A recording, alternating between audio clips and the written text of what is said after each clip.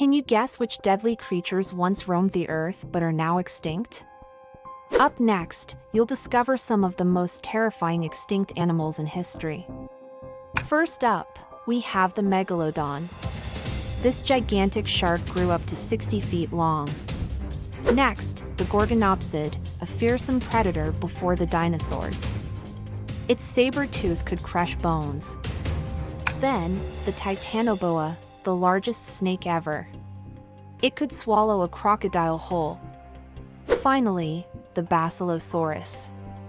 Despite its name, it was a deadly prehistoric whale, reaching lengths of 60 feet. These creatures dominated their environments.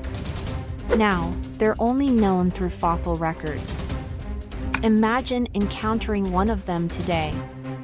Hit the like button and subscribe if you found this fascinating.